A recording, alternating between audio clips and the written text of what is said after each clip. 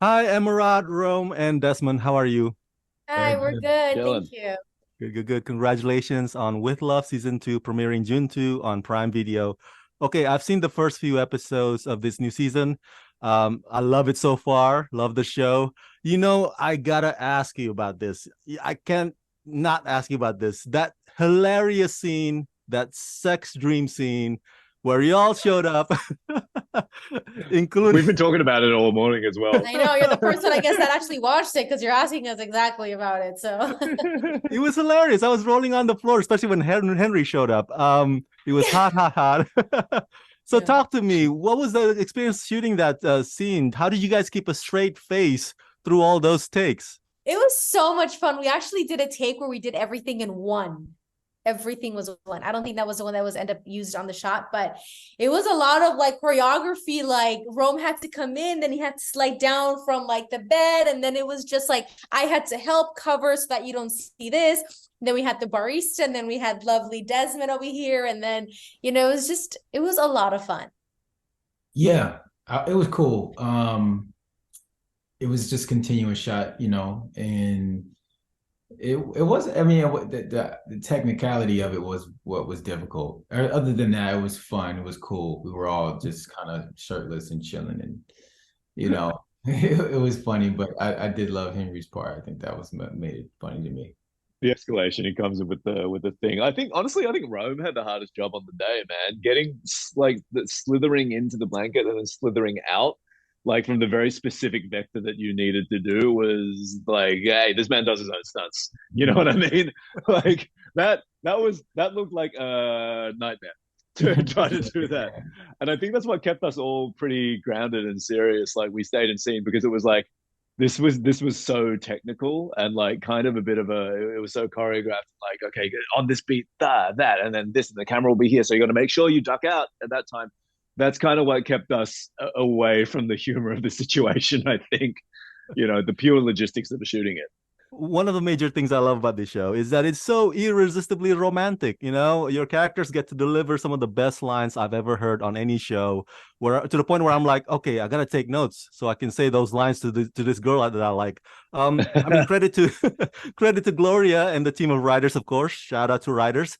Absolutely. So here's my fun question to y'all: Are you as romantic as your character is, or is your character more romantic than you are? I'm more romantic than Santiago.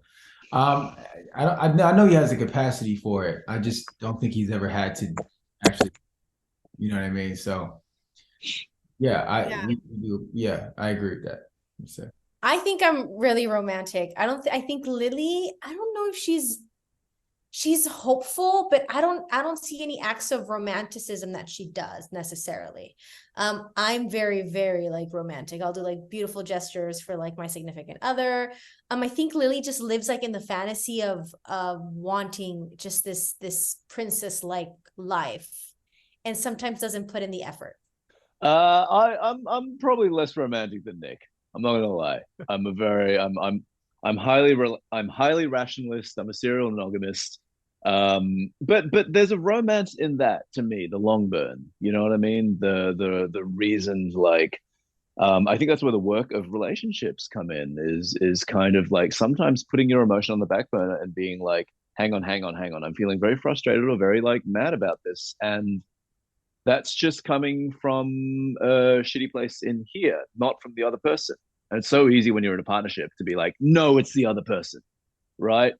So I think that, and then that coupled with just having been in a very, very, very long relationship, it's the romance starts to come in the everyday stuff, which I think is magical because if the everyday stuff becomes the everyday stuff, then that to me feels like a less happy version of what I'm living right now, which is like you know, wife makes me a cup of coffee, and that's just the it warms my there heart. And you I've go. dropped it on the floor, but You're like, yeah, it was there was shit. no It was coffee in good. it.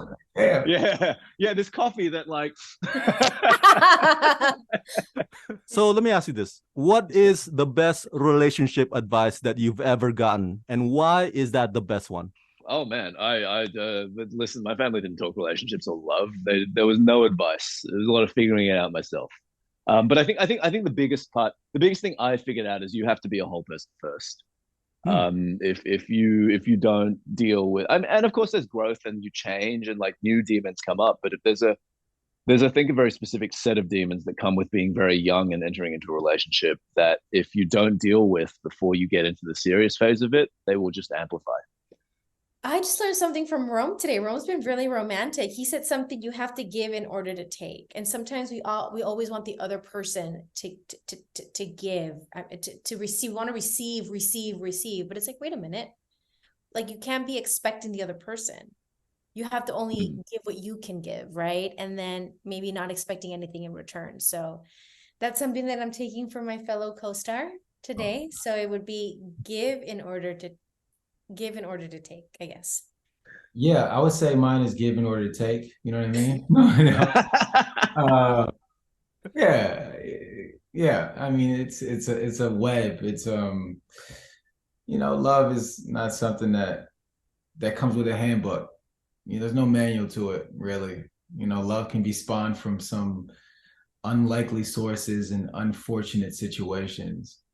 And a lot of times that's the road you have to take in order to find it at the end, Awesome. Thank you for sharing that. Nick is not sure about what to label himself with Anna, and Lily is figuring herself out, doing some me time. Santiago has commitment issues. So final question, what can the fans anticipate from your character's journey in this season 2, this character's growth, if you will? And what do you think of the development of that journey so far?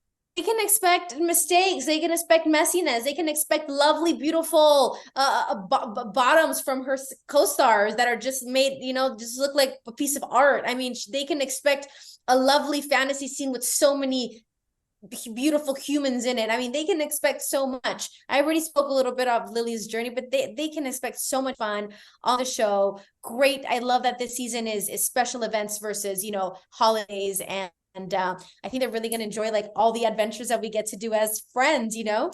I mean, much of what we had first season, but also the hope is that you're more emotionally invested. That's the the rendition of these things. You make a show and try to get people emotionally invested, and then so when the second season comes around, they just rush to the TV to see what happened.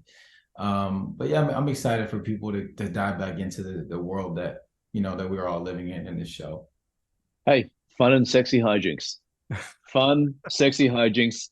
Killer finale, cliffhanger. You're gonna get it this season. It'll be great. And the workout gym. And the workout gym.